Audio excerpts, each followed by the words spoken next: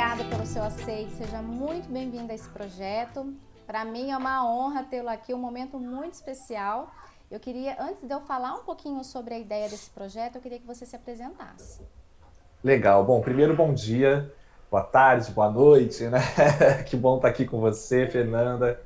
É um trabalho muito importante, então eu me sinto muito honrado em poder contribuir um pouco, né, com a minha história, com o que eu venho fazendo. Eu sou pai, acho que a primeira coisa que eu quero falar é isso, né? Sou pai da Yara, uma menina incrível, que me convoca diariamente a ser um ser humano melhor, que inaugurou a minha paternidade, pai da Nalu, que de repente pode aparecer por aqui, outra menina de 1 ano e 2 meses, parceiro da Bruna, uma grande mulher. Sou naturólogo, então sou da área da saúde, sou terapeuta e idealizador do projeto Mãe Paterno, um projeto esse que há mais de 5 anos vem se oferecendo, se propondo a ser uma verdadeira rede de apoio paterna. Sendo mesmo, então hoje em dia nós temos grupos com quase 1.000 homens compondo essa rede de apoio paterna, com encontros quinzenais gratuitos, né, onde o objetivo é sim criar espaços seguros, éticos e acolhedores entre homens para fomentar essas trocas, experiências, esse acolhimento entre homens diante dos desafios, das angústias, dos prazeres e desprazeres das maternidades, e também por meio de conteúdos, né? Então, um dos principais objetivos do projeto Paterno é levar conhecimento para homens que estão entrando nessa jornada das paternidades, principalmente gestação, parto, puerpério. Principalmente porque quando eu estava nesse lugar, lá há 6 anos atrás, eu me deparei com um cenário totalmente vazio sobre conhecimento para homens nesse momento, né? Qual que era o lugar do homem? Tanto oferecendo esse suporte para as mulheres, né? E passa necessariamente por conhecer o que acontece com vocês, para que eu consiga, de fato, ocupar esse meu lugar com propriedade, mas também o que nos atravessa, o que pode me atravessar ocupando esse lugar desde a gestação, né? Os medos, as ansiedades, angústias, enfim, várias questões que acontecem, que podem acontecer com nossos pais, mas que pouco se falava, ainda pouco se fala, né? Então o É, projeto M Paterno ele vem para ocupar esse lugar. que é perfeito, né? Porque a mulher passa por muita mudança e é muito difícil ouvir isso dos homens, né? Essas angústias, esses medos. E até assim, a ideia do projeto, Tiago, foi assim, eu trabalho com desenvolvimento infantil há 13 anos. Então eu já fui professora, fui coordenadora e agora eu trabalho, agora não, já há alguns anos eu trabalho na clínica de psicopedagogia. Então, eu sempre em contato com os pais, sempre. E assim, quando a gente convoca os pais, tanto no contexto escolar como na clínica, é que algo não vai bem com a sua produção, né? Que é o Uhum. seu filho. Então, assim, eu sempre reparei que os homens chegavam muito na defensiva, né? E quando eles conseguiam verbalizar alguma coisa, era de um jeito sempre muito agressivo, né? E aí um convidado falou sobre isso, né, nesse projeto, falou assim que a agressividade é filha do medo. E aquilo fez muito sentido para mim, né? Então assim, olha aí, um medo circulando sem ser exposto, sem colocar a sua vulnerabilidade, né? E no contexto clínico não é diferente também. E, bom, pensando tudo isso, né, na minha parte profissional. Aí veio a minha filha, ela tem 2 anos e meio, e no auge do meu puerpério, assim, eu tentando me entender quem é a Fernanda, cadê a Fernanda mulher, a Fernanda estava 100% mãe, e assim, o afastamento que acontece entre o casal, né, porque assim, é Uhum. uma reorganização interna e externa, né. E aí, partilhando um dia, eu olhei pro lado assim, conversei com meu companheiro e falei, escuta, o que tá acontecendo, né? E naquele momento eu consegui ouvi-lo. E naquele momento eu falei, uau, né? Então, assim, você não é 100% forte. Que bom que Uhum. eu tô lidando com um homem de carne e osso, né? Então foi a partir daí, com essa minha experiência profissional e pessoal, que veio a ideia de falar o que não te contaram, fazer esse projeto, né? O que não te contaram sobre ser pai. E todo esse trabalho que você faz, você foi uma das pessoas, sem saber, né, que nos ajudou muito, né, a entender, a ter conteúdo, a entender esse processo. Por quê? Com os homens que ele conhece e que ele tem amizade, que são pais, sempre falavam, a paternidade é 10, é Uhum. 100%, é muito bom ter filho. E é realmente. Mas nunca falaram sobre os medos, né? Sobre essas angústias paternas que existem, né? E aí eu queria muito, é tanta coisa que eu queria te ouvir, Thiago, mas tanta coisa. Mas a gente vai por partes, né? E vamos seguir o nosso tempo, né? O que é possível. Eu queria muito que você falasse sobre, você pode caminhar aí pela a importância do papel do pai, né, na gestação, no pós-parto, e principalmente falar um pouquinho sobre o porpério masculino, porque isso ainda, conversei com muitos homens, eles não sabem disso. Sim. Bom, são muitas coisas, assim, né? Por onde começamos, assim, um ponto, o tipo gestação, só para eu ter um Pode ponto ser, de... pode ser a gestação. Bom, acho que assim, né, a gente está falando de uma temática que, né, de paternidade, que eu acho que já traz grandes reflexões quando a gente passa a utilizar um adjetivo para compor uma palavra que é pai, né? Pai ativo, pai integral, né, pai alguma coisa, né? Eu acho que isso já é muito sintomático de que realmente a gente está atrasado, né? A gente está atrasado, principalmente quando a gente olha para a equidade de cuidados, para cuidado, para presença, para disponibilidade afetiva. Então, a gente vem de um histórico de referências paternas aonde o modelo se dá da seguinte forma: esse pai que é exclusivamente provedor, inclusive ele se afirma enquanto pai por ser provedor exclusivamente, né? E isso basta, ou seja, nada mais diante de todas as demandas que a gente sabe, né, altamente complexas, né, urgentes e cansativas, exaustivas, isso não faz parte da paternidade. A gente vem desse modelo, porque o que faz parte da paternidade é dar uma estrutura física, ali material, na verdade física não, né, material e financeira. E nada mais eu preciso, nem ao mesmo me disponibilizar e me vincular afetivamente, porque cria-se a ideia que se o homem, que é essa autoridade máxima dentro da estrutura familiar, se disponibilizar, se vincular afetivamente, ele vai estar se vulnerabilizando, ou seja, ele vai passar a ser olhado pelos filhos como um homem fraco, que está lhe demonstrando sentimentos, né? Porque eu não posso demonstrar sentimentos, e mais do que isso, vou estar tornando os meus filhos, principalmente os meninos, também fracos, mimados. Uhum. Então a gente vem de uma cultura dessas referências paternas, né, de uma hierarquia de poder, onde até hoje, né, eu aposto que eu ouvi isso, e eu acho que 100% dos homens que vão virar pais ouvem: agora você vai ser chefe de família. Isso, isso. Né? Então olha só um reforço de uma hierarquia de poder, desse lugar autoritário, desse lugar que, olha, ninguém fala com o pai, ele manda em tudo, e a gente vem desse lugar de séculos de construção, né? E que está enraizado e que forja, inclusive, a minha própria paternidade, porque o objetivo é lidar com isso diariamente, né? Isso vai impactar diretamente nas paternidades atuais, que são as paternidades que já são olhadas, ou vamos lá, dividindo, né, por uma perspectiva feminina, ouvindo vocês, né?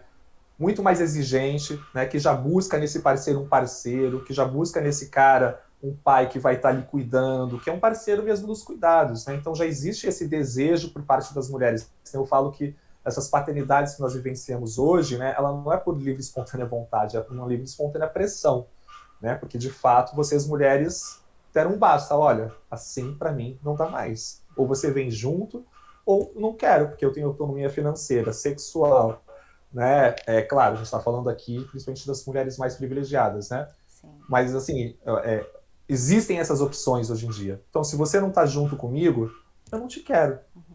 né? E isso acaba fazendo com que muitos homens tenham que se abrir mão desses privilégios, né, históricos, que é de só aqui chegar em casa e colocar meus pezinhos para cima e ser servido, né, por essa mulher, de preferência sorridente, né, que ela esteja ali muito sorridente, né, muito feliz por servir o seu homem, né? Que tipo de mulher é você, Fernanda, que não está feliz servindo o seu homem, né? Tá. Então a gente vem desse lugar. E aí esse cara cai na gestação, onde essa mulher começa também a buscar conhecimento, se envolver, e aí eu acho que faz parte também, historicamente, de vocês se juntarem, buscarem conhecimento, né? é um momento onde vocês, mulheres, acabam se apoiando muito durante a maternidade, e nós, homens, ficamos ali nesse momento agora começando a orbitar. Só que existe minha percepção é que existe aí um gap muito grande, né?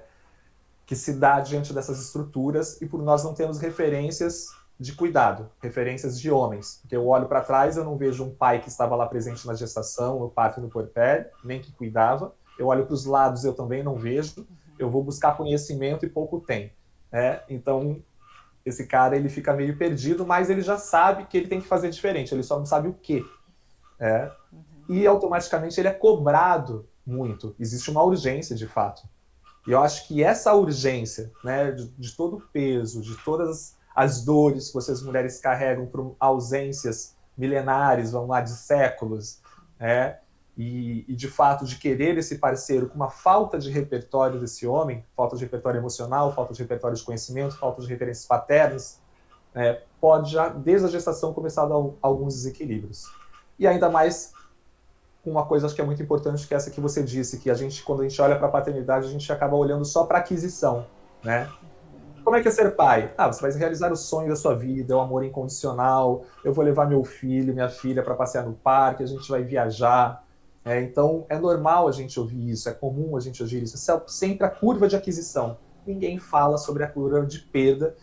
E, quando a gente olha para as construções das paternidades, das masculinidades, a gente percebe o quanto é difícil para o homem lidar justamente com o quê? Com as perdas. Que a paternidade vai escancarar diariamente. Né? Diariamente. E sem pedir licença e sem ser carinhosa. Esse cara, ele vai perder ali aquele protagonismo primeiro da relação, né, com essa parceira. Existe um ser muito mais importante que está ali para sobreviver inicialmente. Então, não existe nada mais importante que a sobrevivência desse ser humano. Né? Se a gente não alimentar, se a gente não cuidar, né, fazer todas as questões de higiene, se a gente não parar as angústias, se a gente não der carinho, essa pessoa morre, esse ser humano morre. Então, existe uma prioridade. E por mais que seja inconsciente, perder o protagonismo dessa relação com a parceira já pode gerar um desconforto, né? Na maior parte das vezes não é elaborado isso. E aí começam outros questionamentos, né? Começam alguns questionamentos de e agora, se eu não tenho referências, o que eu faço? Quem eu sou? O que eu desejo, o que eu não desejo replicar a partir das minhas referências? E eu vejo que aí caímos num ponto muito importante, que é a falta de conhecimento. Poucos homens têm, de fato, conhecimento sobre gestação, parto e puerpério. E aí eu falo de conhecimento mesmo, né? De fisiologia, de anatomia, de o que acontece possivelmente das questões psicológicas, sociais que essas mulheres atravessam, pode atravessar. Porque se eu não vou vivenciar isso, eu enquanto homem cis, né, não vou gestar, não vou parir, não vou passar por nenhuma grande transformação no meu corpo, e nem social, comparado ao que vocês passam, como que eu posso alcançar essa experiência? Somente através do racional e do conhecimento. Sim. Né? Ainda mais que nós, dentro, novamente, das nossas construções, a gente foi afastado da possibilidade de reconhecer sentimentos, nomear sentimentos, de tudo que envolve sensibilidade. E empatia, que é ponto cobrado, né? Eu ouço muitas mulheres, poxa, mas eu só quero que o meu companheiro, que meu marido seja empático. Eu só quero. Eu fico pensando, gente, esse só... Talvez ele tenha lego, assim, é muito distante, né? Porque a gente não foi construído para sentir, de fato, para se sensibilizar, né? E a empatia, a base da empatia é sensibilidade, é emoção. E se eu não consigo lidar com isso, se eu não consigo nomear angústia, se eu não consigo nomear medo no que eu sinto, como que eu vou reconhecer em você? Perfeito. E o que acaba acontecendo é a desqualificação, deslegitimação, né? Mimimi, não deve ser tanto assim, né? A minha mãe teve 5 filhos e nunca falou isso. Ai, que violento isso, né? E naturalizado. Né? Então a gente acaba naturalizando, por falta de conhecimento, violências e acaba replicando o que sempre foi.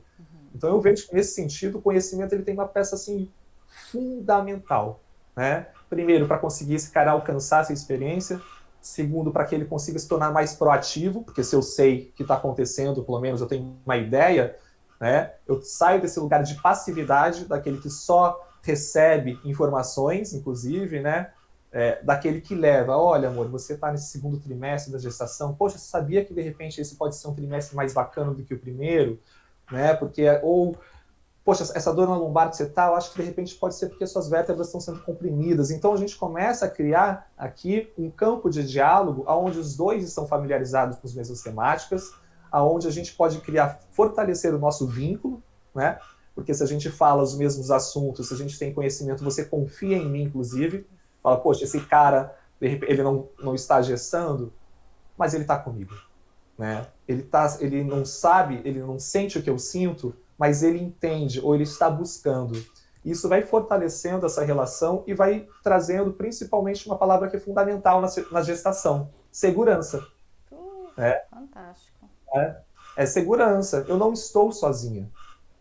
Eu tenho um cara que está aprendendo a ser pai, assim como eu também estou aprendendo a ser mãe, mas ele está aqui do lado, ampliando o seu repertório. Eu sei que se acontecer alguma coisa comigo na hora do parto, ele vai ter conhecimento, ele vai conseguir se impor, não porque ele é homem, porque ele é forte, porque ele impõe limite, né, ou porque ele é corajoso, trazendo essas principais características que a gente, né, o homem está lá, o homem vai colocar esse limite. Não, ele está lá porque ele vai ter conhecimento para conseguir direcionar,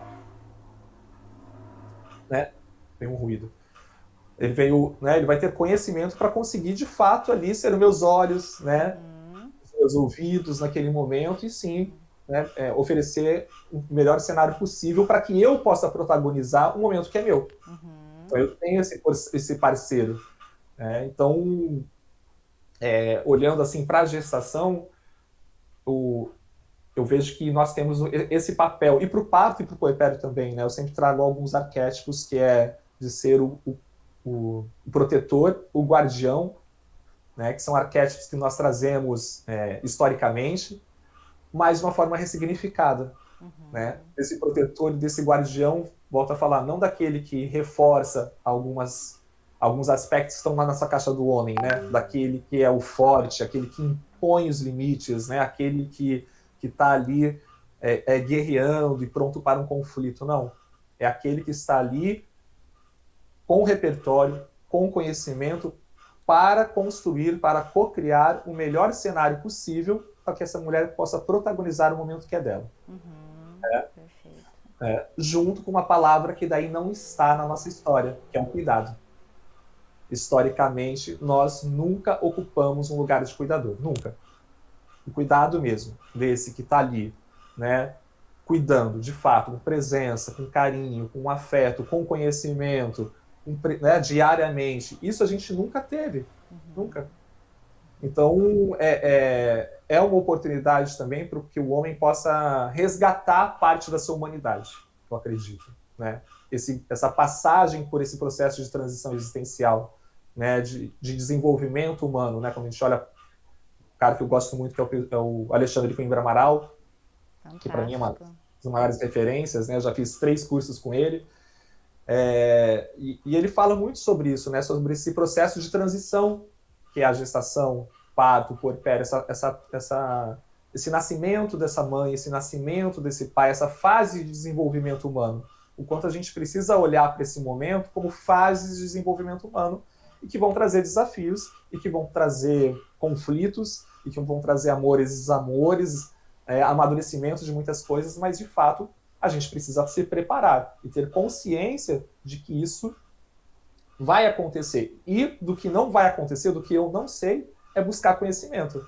Sim. Né? É de fato ser munido de conhecimento, sabe? Então, isso acaba sendo aplicado para o parto também, para que eu possa ocupar esse meu lugar da melhor forma possível, para que eu possa proporcionar uma experiência bacana para minha parceira, para esse bebê, mas também para mim. Com certeza. Você comentou assim dessa busca, né, do conhecimento. Hoje está mais acessível, né? Tem muitos homens aí engajados. Você, né, com esse projeto, enfim, tem vários outros homens também engajados e publicando muito sobre essa paternidade, né? Ativa, presente. Qual foi o caminho que você foi buscar desse conhecimento? Como que você Uhum. chegou nisso, que você está aí hoje, né, falando com tanta propriedade, fazendo uma reflexão belíssima e muito real? Na dor, Na dor. com medo, né? Foi no medo de perder, foi no medo de perder o nosso relacionamento, no medo de acabar seguindo um caminho que não era o que eu desejava, não é o que eu tinha sonhado, né? No medo diário de não me reconhecer, de não reconhecer minha parceira, da forma como o Puerpério estava se apresentando para a gente, né? Uhum, Então, o Projeto Mãe Paterno, ele nasceu quando a Yara já tinha quase 1 ano de idade. uhum. Então eu passei por uma gestação, por um parto, que a gestação foi incrível, o parto foi uma explosão, e o puerpério foi, gente, por que nunca ninguém falou sobre isso? Né? Exatamente. Né? Exatamente. Tipo, gente, que mulher é essa? Eu olhava pra Bruna, falava, gente, cara, Não tipo, reconheço. foi abduzida, dos charou, né? Mas eu também, né? Eu também falo, o que está acontecendo comigo? O que está acontecendo com a gente? Eram muitas perguntas, pouquíssimas respostas. Conflitos, Uhum, obviamente, também, né, devido a essas perguntas, porque ela também se fazia perguntas, ela também não se reconhecia. Então, assim, né, esse conjunto de grandes transformações, aonde eu não tinha nenhum repertório para lidar com isso, né? Então, volto, né? Parece que é um mantra, né? Não tinha referências de cuidados, não tinha conhecimento, não tinha repertório, uhum. né? Não sabia de fato o que estava acontecendo naquele momento. Então, para mim era. E aí eu acabava fazendo o que é o comum quando a gente está diante do desconhecido e não tem repertório, né? Replicar o que sempre foi feito, replicar o que os Sim. outros fazem. Uhum. Então eu percebi que, eu percebi assim, né? Não foi assim, né? Eu percebi na porrada, né? Na pancada, nos conflitos, né? Tá. A gente tem um relacionamento muito bacana de poder conversar muito, né? De ser, eu acho que de ser muito sincero, de ser muito transparente. Eu acho que isso ajudou bastante todo esse processo. Mas foi nesse lugar dolorido mesmo, né? De pensar, tipo, olha, ou eu faço alguma coisa, né? Ou eu vou buscar informação, ou eu vou buscar ajuda, porque senão eu sei que parte do que está acontecendo é da minha responsabilidade. Isso eu já tinha consciência. Eu fui adquirindo essa consciência, Uhum. né?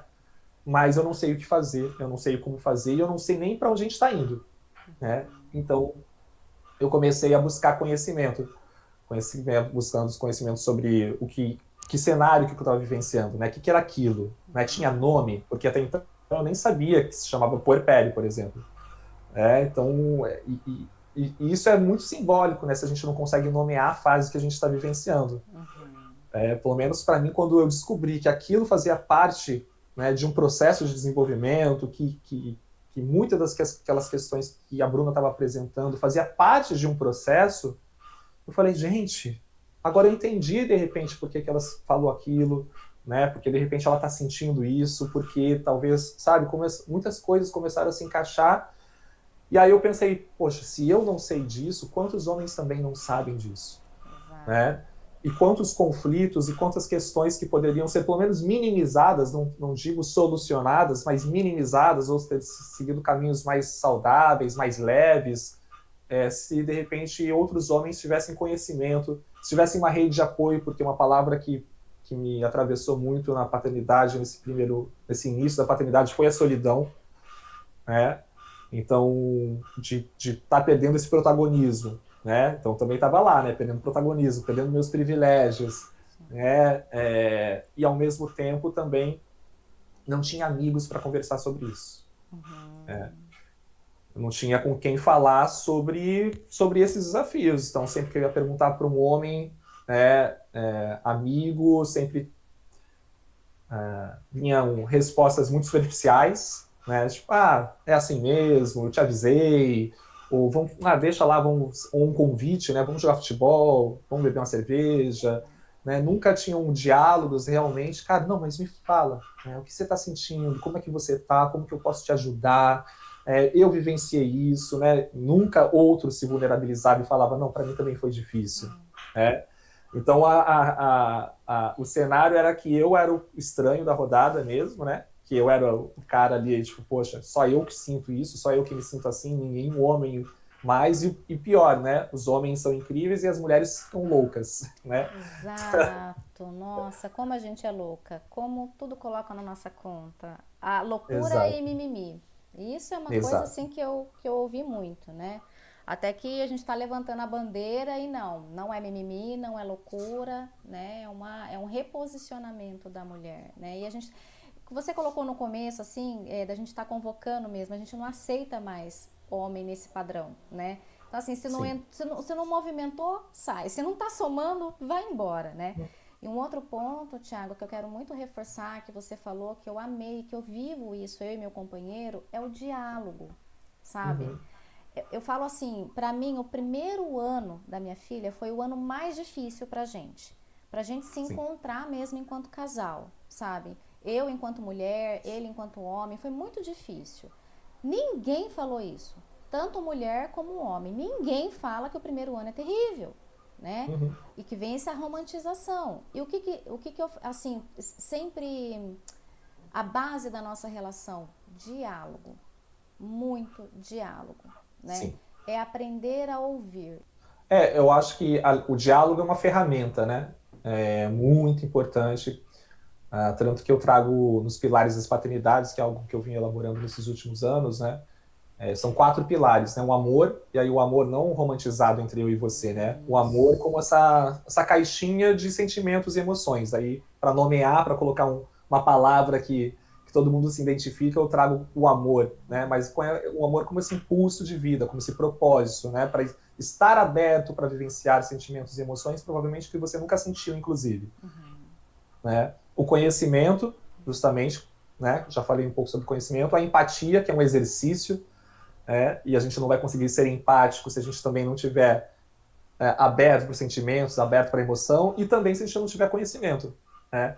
Por isso que é um exercício, né? Que é algo fundamental para que a gente consiga estabelecer dentro tanto a relação com a minha parceira ou meu parceiro, mas com a minha filha, com meu filho, com essa criança que está nascendo que não verbaliza, né? Ela não, mas ela se comunica, que é o quarto pilar que eu trago, que é a comunicação, que é essa grande ferramenta que com certeza vai facilitar muito, né? Se você tem uma relação onde a comunicação não possui ruído, se ela é transparente, se ela é empática, isso vai facilitar, vai deixar as coisas mais leves. Mas eu trago uma outra palavra que eu acho que é muito importante, que se dá quando há diálogo, né? Quando há amor, quando há respeito, que é intimidade.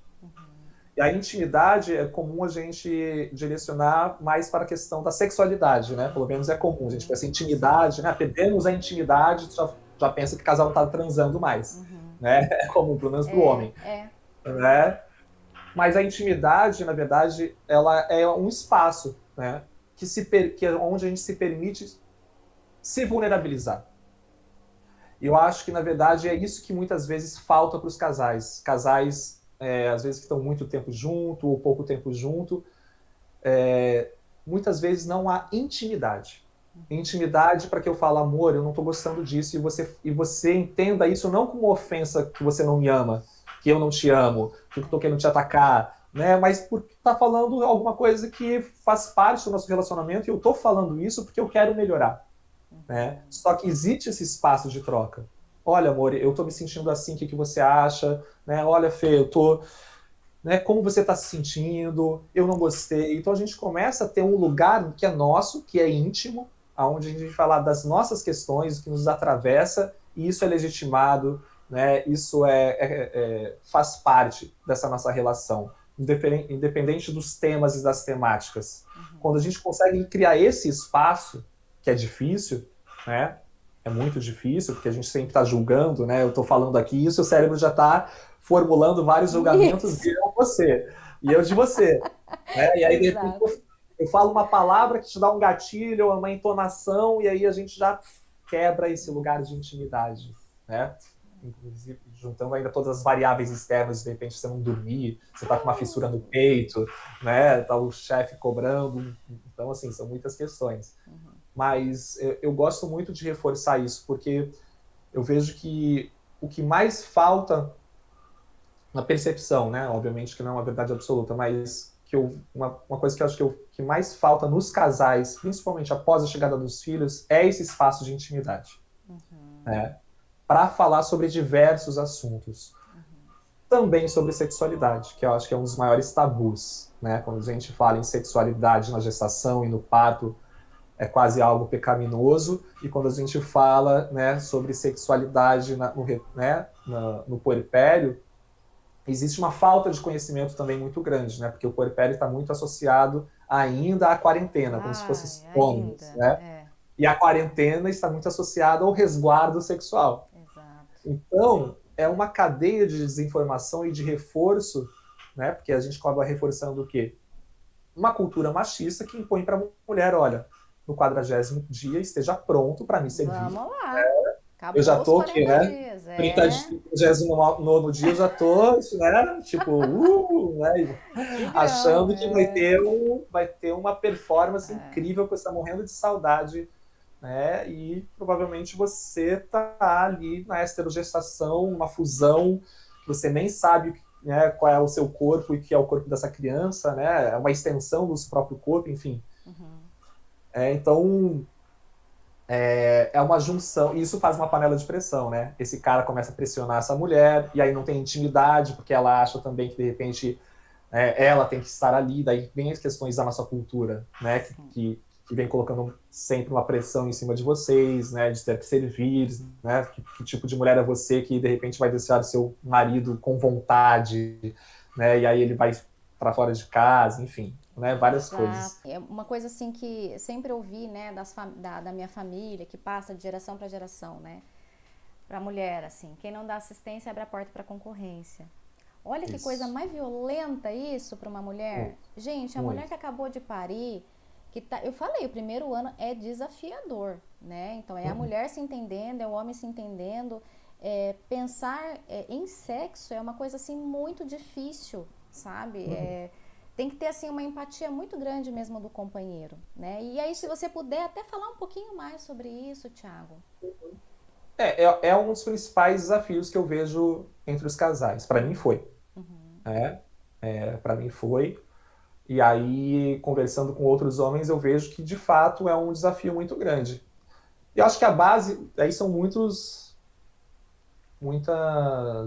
dizer assim, muitos motivos, né, que de repente pode fazer com que esses sejam os principais conflitos, inclusive motivos de separação ou de traição. Primeiro que daí a gente cai nesse lugar de falta de conhecimento sobre o que se está vivendo, né? Falta de conhecimento, inclusive, sobre o corpo da mulher, né? Falta de conhecimento sobre o prazer, quando a gente fala o prazer, né, do corpo feminino, a gente não conhece. Então, eu falo em primeira pessoa e falo também representando o mundo dos homens. A gente foi pautado numa educação sexual através da pornografia. Sim. E isso determina a nossa construção sexual, praticamente. De performance, dessa mulher que tem que servir, dessa mulher que, inclusive, vai se realizar, tudo que vocês querem é penetração, né? Que a gente vem, né, desse lugar que diz, tipo, sexo é igual a penetração.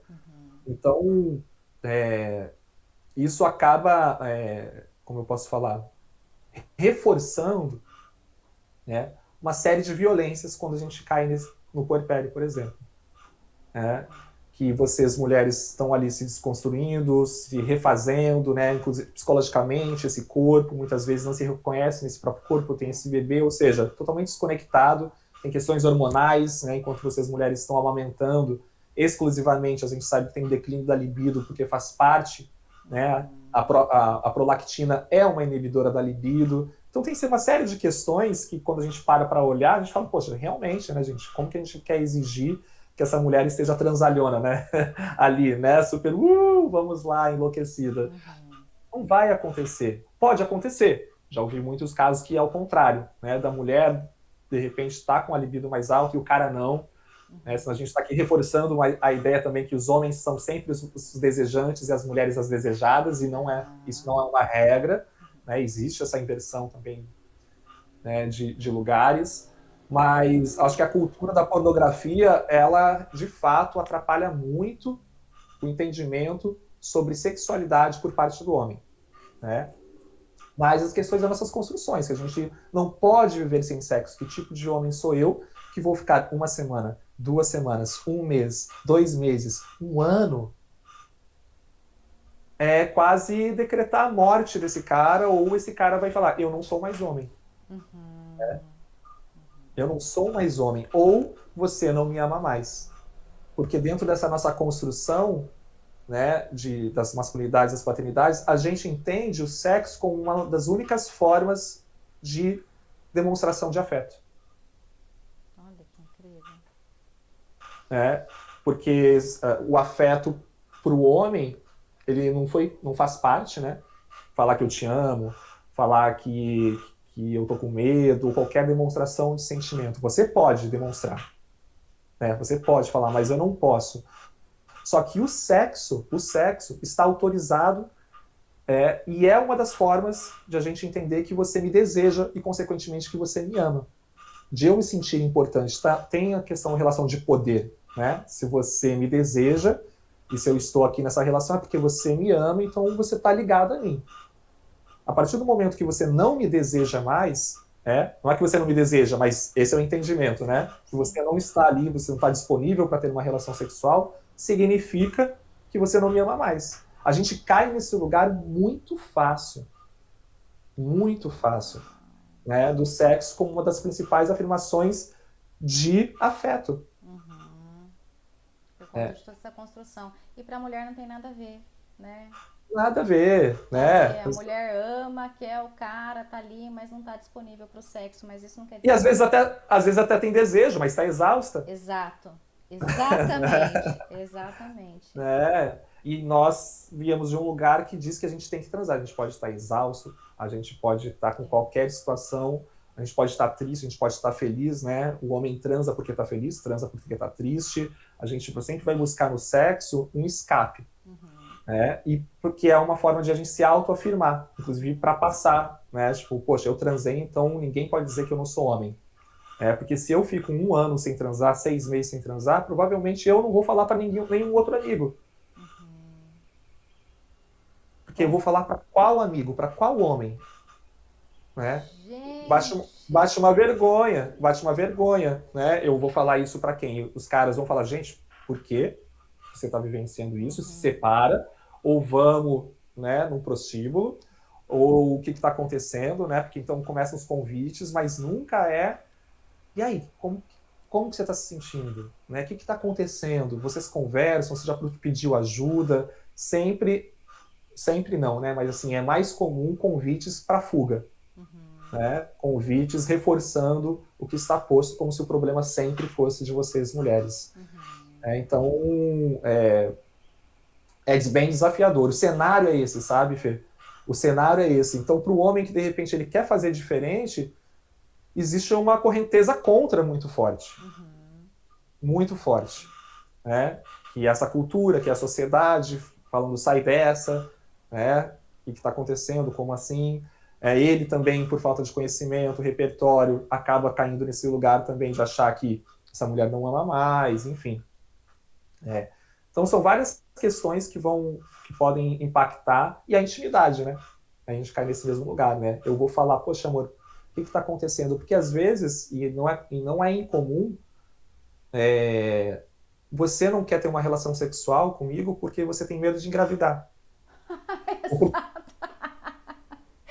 Né? Real, é muito real isso. Eu já Sim, ouvi mulheres, eu vivi isso, morria de medo de engravidar. Isso, né? Porque assim, o puerpério tá tão intenso, tá Sim. tão adiante, fala, cara, eu não posso dar hipótese disso acontecer.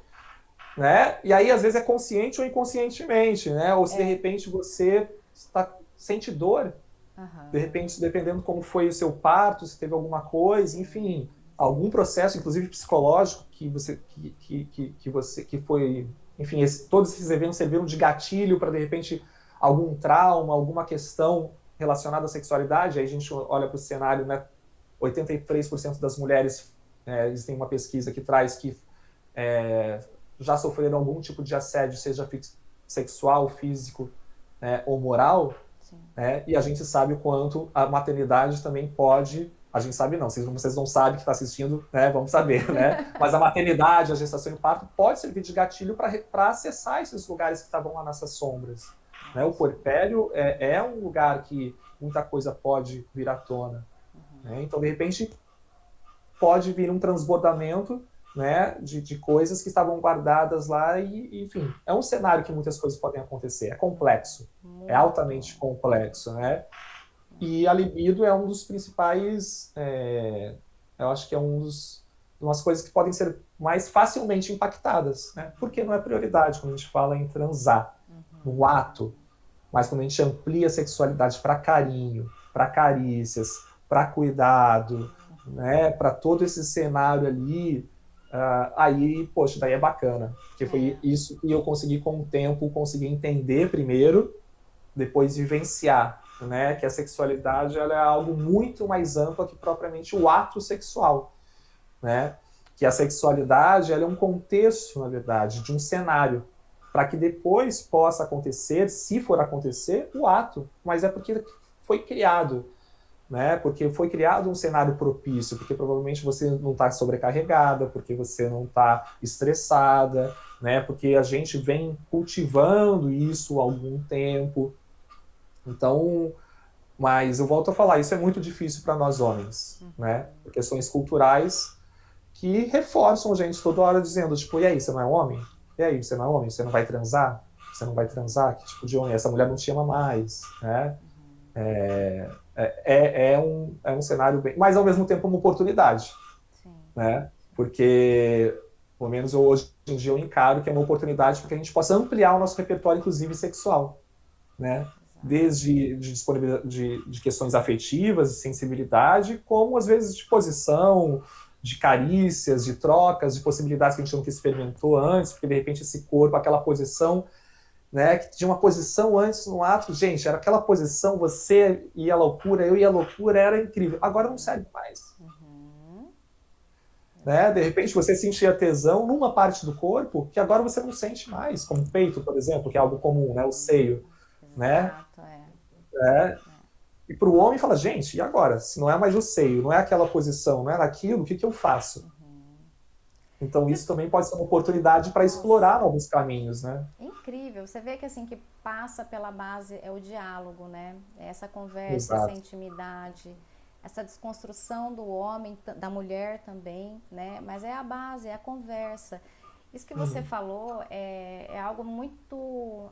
é tudo muito real, Thiago, muito real. Mas assim, ter essa visão de que para ter o sexo, né, é ali realmente no momento. E não, é sexualidade, é exatamente o que você falou. E é essa construção no dia a dia, né? Exato. Eu ouço, assim, converso com muitas mães, né? Tenho um espaço de escuta no meu consultório. E muitas se abrem a ponto de dizer também, falar muito sobre isso, né? Dessa violência, do homem querer o sexo, passa o dia inteiro fora, ou no sábado vai jogar futebol, chega tarde em casa, mulher sobrecarregada, e vem cobrar isso, é cobrar. Você vê, não é nem uma coisa prazerosa, é cobrar sexo, né? Exato. Eu não tô disponível, não quero, eu não tô afim.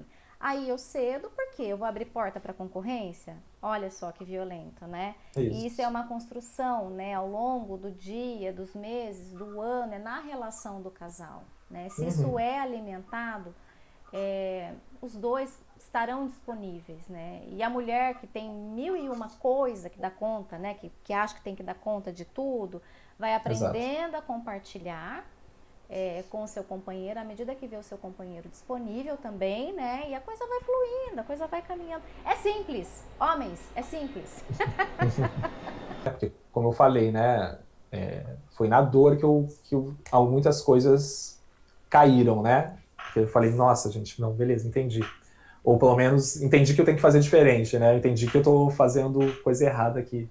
E uma das frases que eu ouvi da Bruna que foi que eu caí nesse lugar, né, também, não estava entendendo o que estava acontecendo, olhava ela, né, a gente até brinca, falei, gente, ficava um tempo, né, meses sem transar, e olhava ela, maravilhosa, saindo do banho, cheirosinha, de toalhinha, né, eu ficava assim, né, tipo, até faz a analogia daquele desenho Madagascar, né, que tem o leão e a zebra, que são os melhores amigos, aí eles começam a ficar numa ilha, morrendo, começa a ficar com fome, fome, fome, eles são os melhores amigos. Daí a zebra começa a correr, e aí o leão começa a olhar a zebra, que é uma zebra, daqui a pouco ela começa a se transformar num bife, né? Eu sei que é uma analogia bem tosca, assim, mas, né, eu olhava para a Bruna, assim, maravilhosa, saindo do banheiro, assim, né, maravilhosa nos meus olhos, né, ali, e eu já começo a viajar, né, e ela tava só vivendo a vida dela, né, tipo, né, mas eu já via, tipo, em slow motion, câmera lenta, assim, né, tipo, os cabelos enrolando, né, uma coisa... E é uma energia, a gente está falando de uma energia, né, a energia mais forte que existe é a sexualidade, é do impulso da vida, que gera vida, né, da criatividade. Então é realmente, né, a gente não pode negligenciar isso, né? Por isso que é importante a gente conversar, dialogar, para que a gente possa direcionar essa energia. E aí o que acontecia é que eu sem repertório, né, obviamente a gente foi perdendo a intimidade do diálogo, várias questões ali, eu comecei também a pressionar. Né? Então, eu caí nessa pressão, né? Nesse lugar de pressionar, de ficar questionando, de achar que de repente ela me amava mais, enfim, tudo que eu estou falando para você, eu vivenciei de fato, né? E aí um dia, nessas trocas, né, e eu falo, cara, o que está acontecendo? E aí ela falou uma coisa que foi uma frase que me impactou muito, assim, que foi uma pancada, que foi, olha, Thiago, enquanto você não ocupar o seu lugar de pai, eu não consigo te reconhecer enquanto homem. Uou! Né? Caramba! Imagina. Forte, né? Exato, sabe? Foi uma pancada. E aí eu comecei a entender muitas coisas, assim, sabe? Nessa pancada. Pelo menos, fala, gente, eu acho que parte do que está acontecendo aqui, de fato, é da minha responsabilidade, né? Eu preciso eu preciso cumprir com a minha responsabilidade, senão a gente não vai se encontrar. Porque está faltando muitas coisas da minha parte, né? De cuidado, do cuidado diário, das coisas, das dinâmicas, né? Das dinâmicas que eram urgentes e eu protelava, enfim, das coisas que de repente quando não tinha uma criança a gente tinha mais flexibilidade e agora tinha urgência. Não era tipo daqui a pouco, era agora, né? Então eu vinha arrastando algumas coisas que não cabia mais naquele momento da nossa vida, principalmente porque nós tínhamos uma criança em casa. E isso acabava impactando diretamente a nossa relação, né? Então teve essa pancada que eu falei, uau! Né? Saí, fui nocauteado, né, com essa frase, assim, tipo, meses para conseguir elaborar, porque é difícil, né? Porque naquele momento eu falava, como assim? Eu sou o melhor pai do mundo, né? Porque todo mundo falava para mim, né? Você é incrível, você é o melhor pai do mundo, porque nossa régua de paternidade é muito pequena, né? Eu costumo dizer que a nossa régua da paternidade é menor que o nosso pênis, né? Porque a gente traz o falo, o pênis, como um símbolo da masculinidade. Né? Sim. Fala, cara, irmão, você pode ser o Kid de Bengala, tá? Mas, assim, a nossa régua da paternidade é muito pequenininha. Então, qualquer coisa que a gente faz a mais, né, a gente vai ser... Se eu sair com sling na rua, então, Jesus, né? O bastalado, né? O homem com sling e bebê, assim, tipo, gente, abre alas para ele passar. E então lidar também para mim foi difícil, né, com essa rejeição, vamos dizer assim, da minha parceira e o mundo todo e todas as pessoas falando que eu era um cara incrível, né? Só a minha parceira que não me reconhecia. Então, e eu acho que isso a gente está indo para vários lugares, né, que está vindo aqui. Eu acho que um dos grandes desafios para os homens também é essa busca de um reconhecimento. Né? E a gente está falando de uma cultura que coloca sempre a gente como protagonista, né? Exato. Então, toda hora é comum a gente cair nesse lugar com as nossas parceiras, tipo, e eu? Né? E eu? Você não me olha? Você não me valoriza? Né? Eu tô aqui varrendo o chão, olha, ei, né?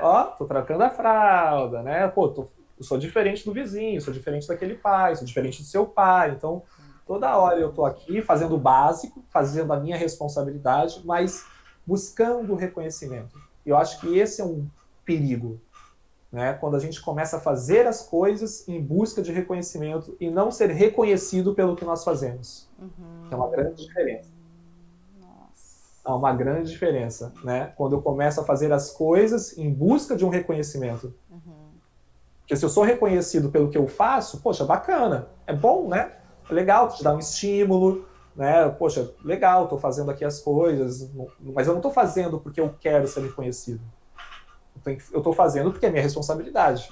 E se isso gera um bem-estar, se isso gera um cenário positivo para todo mundo, e as pessoas olham isso como uma coisa legal, bacana, né? Isso fortalece, isso me incentiva ainda mais. Agora, eu fazer por reconhecimento, isso é algo muito perigoso, porque esse reconhecimento não vai vir. Aí vai frustrar, né? Vai Como que vai frustrar. lidar com isso? E sendo um analfabeto emocional como nós somos, Exato. né? Como que eu vou lidar com esse vazio? Como que eu vou lidar com essa rejeição dessa mulher que traz esse símbolo que deveria estar ali olhando para mim? Afinal de contas, eu sou um pai, né? Eu sou o melhor pai do mundo. Então,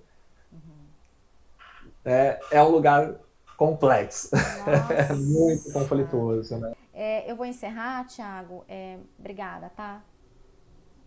Eu que agradeço. Um abraço carinhoso para você, para sua família. Obrigada por partilhar a sua experiência, né? E por ser na sociedade. Obrigada, viu? Eu que agradeço. É uma grande troca. É isso aí.